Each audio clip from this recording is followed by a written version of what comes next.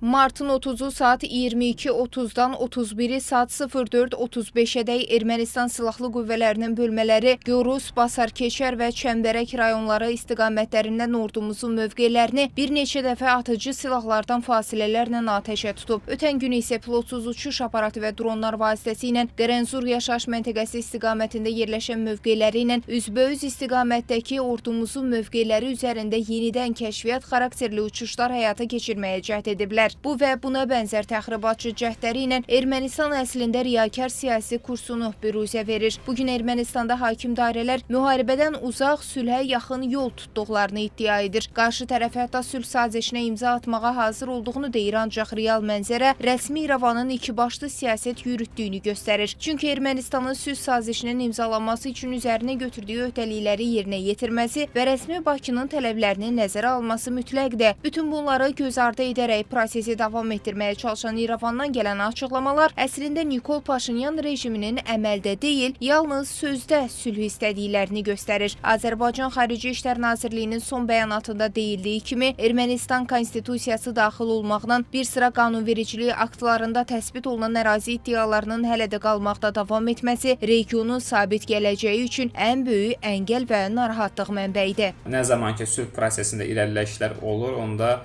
Ermənistan tərəfi sərhəddə pozuculuq fəaliyyəti həyata keçirir.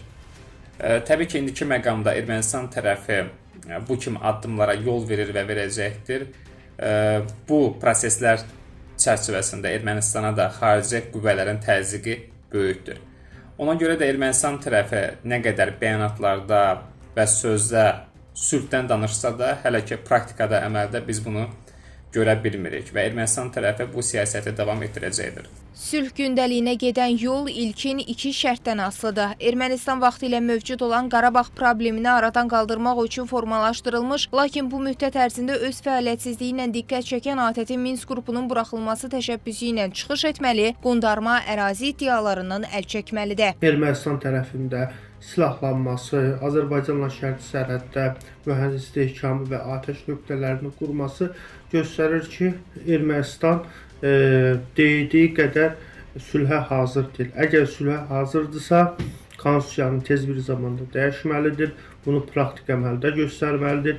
Minsk qrupunun buraxılması barədə birgə bəyanatla çıxış etməlidir və Qarabağ hərəkatının fəaliyyətini tamamilə dayandırmalıdır. Erməni diasporu ilə, xaricdə erməni lobbisi ilə Azərbaycana qarşı Qarabağ kartına istifadə etməməlidir. Təhlillər göstərir ki, rəsmi İrəvanın indiki addımları beynəlxalq ictimaiyyəti çaşdırır, sülhü isə yubadır. Çünki hətta Ermənistan daxilində yeni konstitusiya ilə bağlı referendumun 2027-ci ildə keçiriləcəyinə dair fikirlər var. Bütün hallarda İrəvan rəsmi Bakının sülh tələblərində qəti və dönməz olan mövqeyini göz ardı etməməlidir. Zeynəb Mirzəyeva, Real.